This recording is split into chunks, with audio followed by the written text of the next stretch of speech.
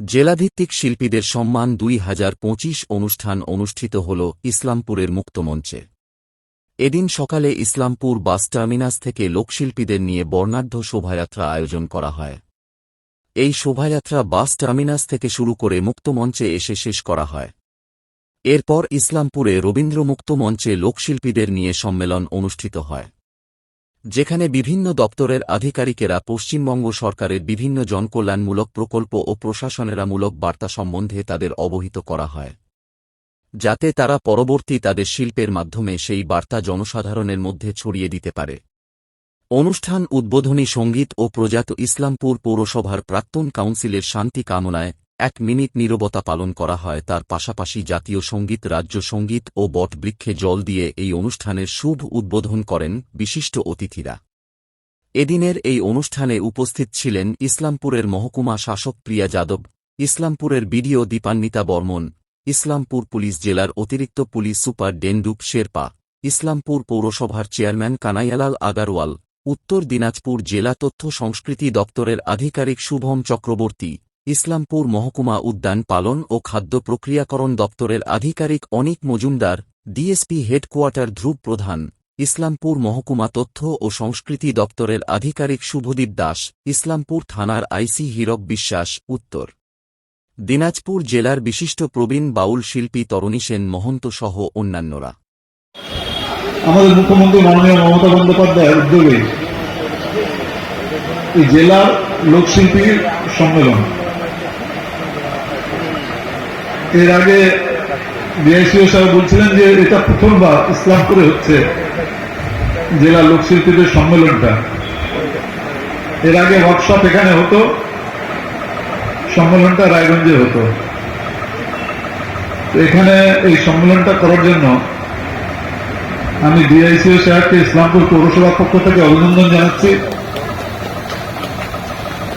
আপনারা হয়তো জানেন আমি ইসলামপুর পৌরসভার চেয়ারম্যান হলেও জেলা তৃণমূল কংগ্রেসের সভাপতি আমি। সেই হিসাবে আমার একটা পৌর এলাকা ছাড়াও আমার একটা দলের একটা দায়িত্ব আছে, যে জেলাতে দলের আমি শ্রীবৃদ্ধি ঘটায় প্রচারের মাধ্যমে, ঠিক এখানেই কিন্তু আপনাদের মিল আছে আমাদের আপনাদের। একটা সময়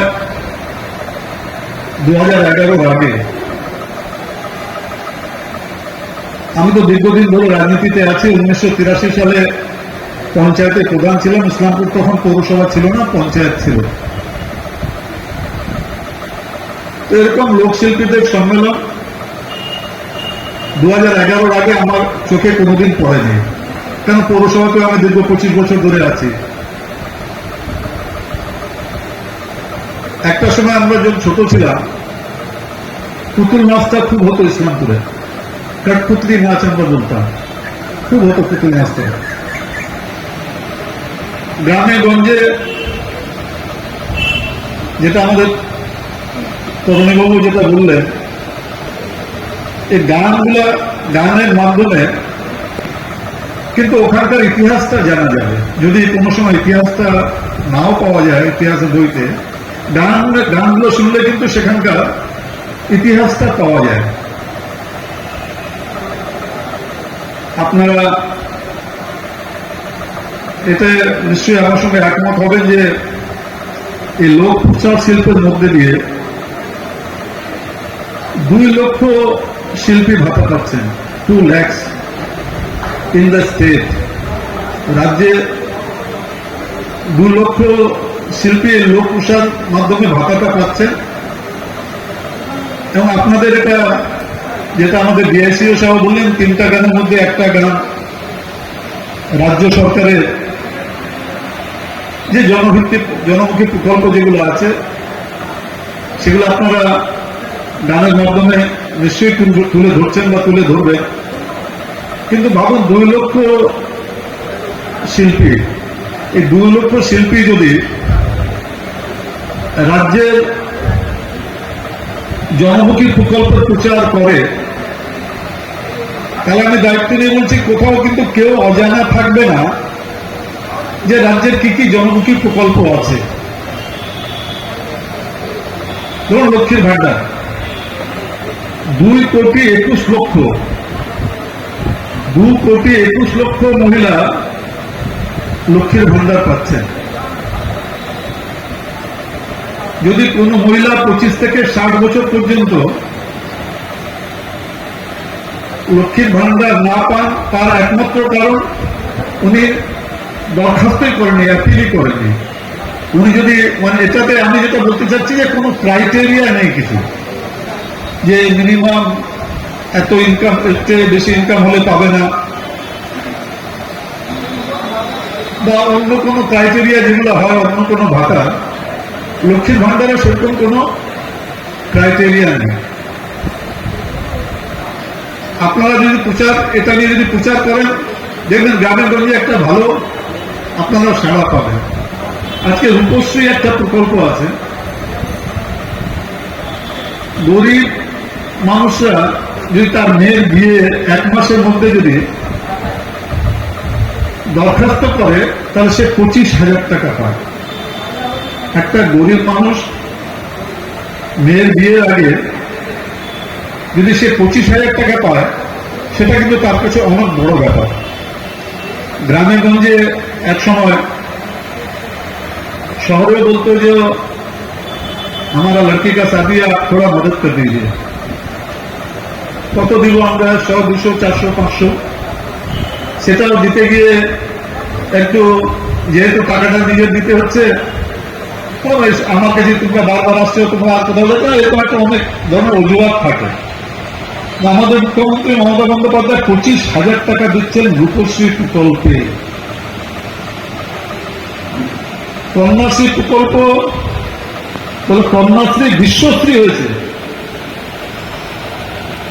আপনারা যেভাবে বসে আছেন সেইভাবে ইউনেস্কোর একটা। সকলকে নমস্কার। এখানে মঞ্চে উপস্থিত আছেন মাননীয় চেয়ারম্যান সাহেব আর তথ্য সংস্কৃতি দপ্তরের আধিকারিকরা, আর আপনাদের সবাইদেরকে নমস্কার। আজকে এটা যে জেলার একটা প্রোগ্রাম এখানে ইসলামপুরে রয়েছে, খুবই ভালো, এটা ভালো করে অর্গানাইজ করা হয়েছে। তো পুলিশের তরফ থেকে যদি বলা হয়, তো কয়েকদিন আগে আমরা একটা সাইকেল র্যালি করেছিলাম। সাইকেল র্যালিতে আমাদের কিছু জায়গাতে আমরা অ্যাওয়ারনেস যে প্রোগ্রামগুলো হয় ওইটা করা হয়েছিল। সেটার মধ্যে একজন টিম, আপনাদের মধ্যে একজন টিম ছিলেন, ওনারা পার্টিসিপেট করেছিলেন। তো যে বিষয়গুলো আছে আমাদের, যেটা নিয়ে আপনাদের কিছু কাজ লাগতে পারে, আপনারা প্রিপারেশন করে রাখতে পারেন, আর ভবিষ্যতে হয়তো আমরা আপনাদের সাহায্য চাইব, সেগুলো হলো যেরকম সাইবার ক্রাইম। সাইবার ক্রাইম এখন খুবই বেশি বাড়ছে, আপনারা জানেন। বিভিন্ন ধরনের সাইবার ক্রাইম আছে। সাইবার ক্রাইম শুধু একটা বড় একটা শব্দ, তার ভিতরে বিভিন্ন ধরনের আছে। যেমন ডিজিটাল অ্যারেস্ট হলো, কোনো একটা ফোন করলো ব্যাংক থেকে বলে, কোন একটা ওটিপি চাইলো, কোনো একটা ফেক কল আসলো, কোনো একটা আধার কার্ড বানাতে জন্য চলে আসলো। তো বিভিন্ন ধরনের আছে। তো এইখানে আপনাদেরকে যে করতে হলো সেটা হবে কি, সাইবার ক্রাইম কী ধরনের আছে সেটা আপনাদেরকে বুঝতে হবে আগে। সেটা আপনারা যদি পুলিশের কাছে আসেন, তাহলে পুলিশ আপনাদেরকে বোঝাতে পারবে কোনো একটা বিষয় নিয়ে, সাইবার ক্রাইমের মধ্যে কোনো একটা বিষয় নিয়ে আপনাদেরকে বোঝাতে পারবে। এটার মেন যে লক্ষ্য হবে সেটা হবে কি, সাইবার ক্রাইম করলে কিন্তু কেউ বাঁচবে না। যে ক্রিমিনাল আছে আজকে না হলে কালকেও ধরা পড়বে। এইটা হলো একটা। অন্য হলো যেরকম মাইনর মেয়েগুলো যে আছে, মাইনর মেয়েগুলোকে কোনো ধরনের সেক্সুয়াল অ্যাবিউজ করা যাবে না। মাইনর মেয়েদেরকে যদি কোনো সেক্সুয়াল অ্যাবিউজ করা হয় বা মাইনর বাচ্চাদেরকে যদি করা হয়, সেটার জন্য পুলিশের কাছে যে আইন দিয়েছে, পক্সো আইন বলা হয়। পক্সো আইন খুবই শক্ত আইন আছে। এটাতে যদি কেউ অ্যারেস্ট হয়, বেল পায় না। সেই জন্য মাইনর মেয়েদের, মাইনর ছেলেদেরকে কোনোভাবেই শারীরিক কি বলা হয়, শারীরিক দূষণ করা যাবে না। এটা একটা বিষয় আছে। অন্য বিষয় হলো যেমন ট্রাফিক, যেটা আমাদের খুবই ইম্পর্টেন্ট বিষয়ের মধ্যে পড়ে যায়। ট্রাফিক নিয়ে আমরা বিভিন্ন ধরনের প্রোগ্রামগুলো করি। SDSL প্রোগ্রাম আপনারা সবাই শুনেছেন নিশ্চয়ই, সেফ ড্রাইভ সেফ লাইফ বলে। তো এই একটা প্রোগ্রাম যে রয়েছে, আমাদের অ্যাওয়ারনেস প্রোগ্রাম অনেক ধরনের হয়। আমরা এনজিওদেরকে ডাকি, আমরা বিভিন্ন সংস্কৃতি দপ্তর যে আছে ওনাদেরকে বলা হয়, আর ওনাদের সাহায্যও নেওয়া হয়। তো এইটাতে আপনারা কিছু প্রিপারেশন করে রাখতে পারেন। এইটার মধ্যে যেমন হেলমেট, সবাই যেন হেলমেট পরে থাকবে, সিট বেল্ট লাগাবে যখন গাড়ি চালাচ্ছে, যখন গাড়ি বা মোটরসাইকেল চালাচ্ছে কোনো ফোনে কথা বলবে না। ট্রাফিকের আইন মানতে হবে। ট্রাফিকের আইন বিভিন্ন ধরনের আছে, মানে শয় আছে। ওটার মধ্যে কিছু কিছু ইম্পর্টেন্ট আছে, অ্যাটলিস্ট ওইটা তো মানতেই হবে। অন্যগুলো না মানলে হয়তো ফাইন হবে, এইগুলো না মানলে প্রাণ যাবে। তো আপনাদেরকে বুঝতে হবে যে যেটা দিয়ে হয়তো আপনার প্রাণ যাচ্ছে, যে চালাচ্ছে চালাক বা অন্যদের, এইটাকে আপনাদেরকে মানতেই হবে। কিছু কিছু রয়েছে যেটাতে হয়তো ফাইন হবে, সেটা হয়তো যারা খুব টাকা পয়সা আছে ওরা ফাইন দিয়ে দিচ্ছে, অসুবিধা নেই। কিন্তু প্রত্যেক লোককে কিছু কিছু আইন আছে যেটা মানতে হবে ট্রাফিকের মধ্যে।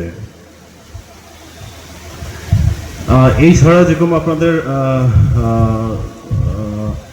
ড্রাগস নিয়ে আছে, আমাদের জেলাতে ড্রাগস নিয়ে আমরা একটা প্রোগ্রাম করেছি শুদ্ধি বলে। এটা গত বছর করা হয়েছে, আমাদের মাননীয় SP সাহেব যে আছেন ওনার উদ্যোগে করা হয়েছে শুদ্ধি প্রোগ্রাম। তো শুদ্ধি প্রোগ্রামে মেইন আছে কি আমরা অ্যাওয়ারনেস করাচ্ছি পাবলিককে কি ড্রাগস নিয়ে যাবে না, আর একটা ওয়ার্নিংও দিচ্ছি যারা একটা ড্রাগস পেডলার আছে, মানে যারা ড্রাগস বিক্রি করে, ওদেরকে আমরা একটা ওয়ার্নিংও দিচ্ছি এই প্রোগ্রাম দিয়ে কি আপনাদেরকে আমরা ধরেই ছাড়বো। এই জন্য আপনারা দেখছেন, হয়তো নিউজে পড়ছেন বা নিউজে শুনেছেন কি আমরা গত কয়েক মাসের মধ্যে লাস্ট ইয়ার থেকে আমরা অনেক লোকজনকে ধরা হয়েছে, অনেক সিজ করা হয়েছে ড্রাগস নিয়ে। তা সত্ত্বেও ড্রাগস রিলেটেড যে আছে এটা আমাদের অ্যাওয়ারনেস সবসময় চলে। আর বয়স্ক লোকজন যারা আছে, বয়স্ক লোকজনকে মানে একটা সম্মান দেওয়া, এটা পুলিশের কিছু নেই, কিন্তু তাও আমরা একটা প্রোগ্রাম করেছি সম্মান বলে প্রোগ্রাম। এটাতে আছে যতজন বয়স্ক লোক আছে, বয়স্ক লোকদেরকে যারা পার্টিকুলারলি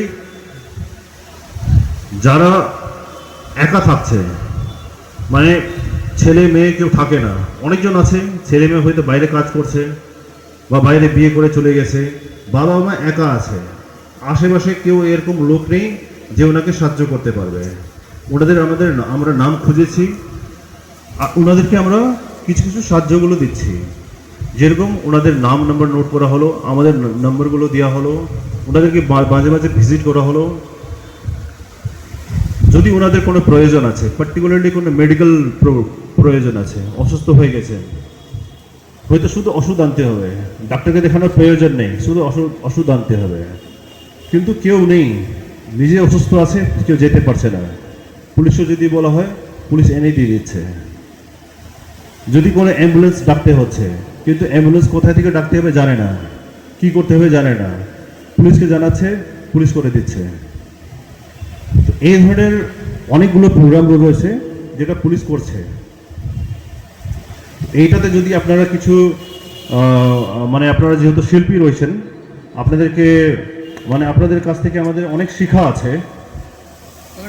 যখনই আমি আপনাদের কোনো একটা প্রোগ্রাম দেখি আমার খুবই ভালো লাগে, মানে এত ভালো প্রোগ্রাম করতে পারেন আপনারা বলে। তো এই ধরনের যদি কিছু যে বিষয়গুলো বলা হলো, এই বিষয়গুলো নিয়ে যদি আপনারা কোনো প্রোগ্রামগুলো করেন, আর আমাদের এখানে যে ডিআইএসএ সাহেব রয়েছেন ওনাদের তরফ থেকে যদি আমরা বুঝতে পারি যে আপনাদের প্রিপেয়ার্ড আছেন, তাহলে আমরা নেক্সট কোনো প্রোগ্রামে আপনাদেরকে ডাকতে পারি। ধন্যবাদ। জেলা তথ্য ও সংস্কৃতি দপ্তরের সহযোগিতায় আজকে আমরা যে জেলার প্রচুর সংখ্যক লোকশিল্পীদের নিয়ে যে এক দিবসীয় লোকশিল্পীদের সম্মেলনের আয়োজন করেছি, তার উদ্বোধনী অনুষ্ঠানে আমরা আমাদের মাঝে পেয়েছি আমাদের ইসলামপুরের পৌরপিতা অ্যাডিশনাল এসপি সাহেব, আমাদের তরুণী সেন মহান্ত, আমাদের জেলার বিশিষ্ট বাউল শিল্পী, এবং আরও অতিথিবর্গ এবং বিভিন্ন দপ্তরের আধিকারিকরা আজকে আসবেন।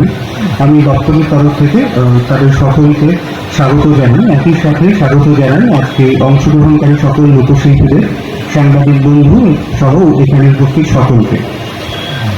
আমরা প্রত্যেক বছরই এই সম্মেলনের আয়োজন করি। মূলত কর্ণজোড়া অডিটোরিয়ামে রায়গঞ্জে এই অনুষ্ঠানটি প্রত্যেক বছর হয়েছে বিগত কয়েক বছর।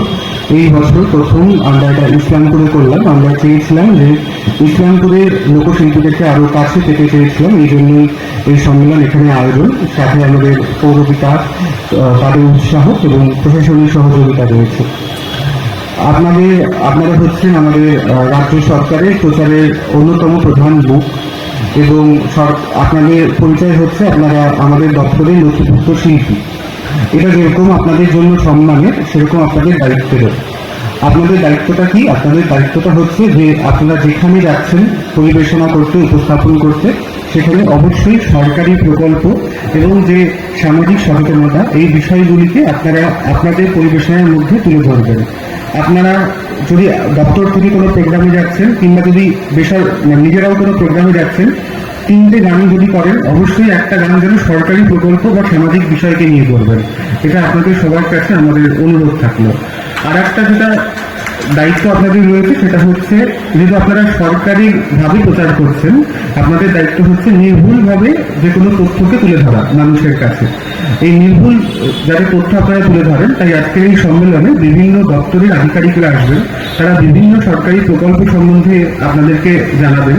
আপনাদেরকে সবাইকে একটি নোট প্যাড এবং পেন দেওয়া হয়েছে। এতে আপনারা ওই প্রকল্পগুলি সম্বন্ধে বিষয়টি লিখবেন এবং এইটার মাধ্যম দিয়ে আপনারা নিজেদের গানে এই জিনিসগুলোকে ঢোকাবেন। এবং আমি অনুরোধ করব যে আপনারা, এবং আমাদের অনুষ্ঠানের যে দ্বিতীয়ার্ধে আপনাদের কিছু নির্বাচিত লোকশিল্পীদের দল, তারা বিভিন্ন সরকারি প্রকল্পকে পারফর্ম করবে। আপনারা দেখবেন যে কিভাবে ভালোভাবে সরকারি প্রকল্পগুলোকে নিজেদের, আপনাদের যে সমস্ত লোকাঙ্গিক, আমাদের যেসব ঐতিহ্যবাহী লোকাঙ্গিকের মধ্যে সেগুলোকে ইনফ্লুয়েন্স করে মানুষের কাছে ভালোভাবে পৌঁছানো যায়।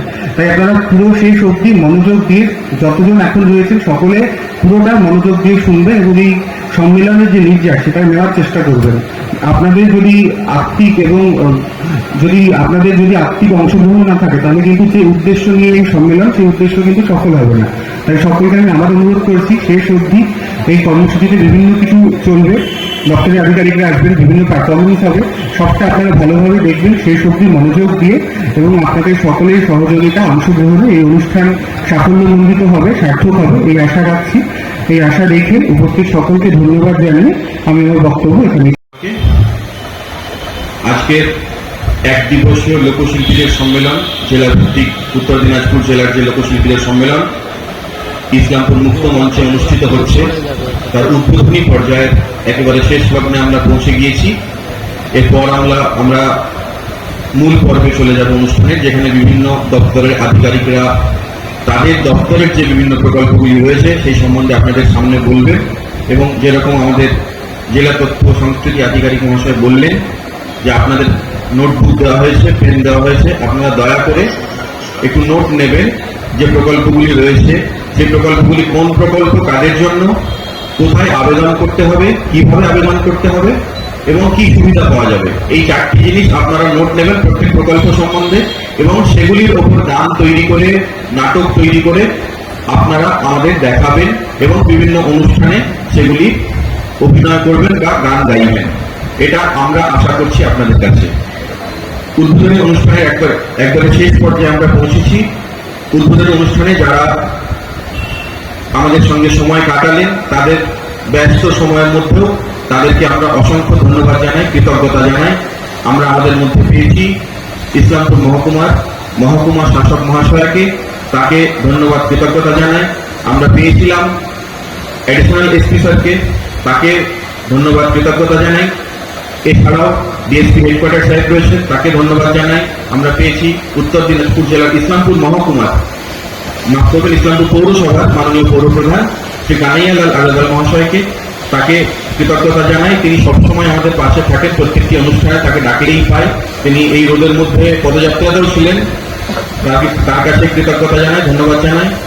এবং অন্যান্য যে আধিকারিকরা রয়েছেন তরুণী সেন মহন্তবাবু, তাকেও আমরা ধন্যবাদ কৃতজ্ঞতা জানাই। তার বয়স হয়েছে, তিনি অসুস্থ, তবুও তিনি এসেছেন আমাদের ডাকে সাড়া দিয়ে।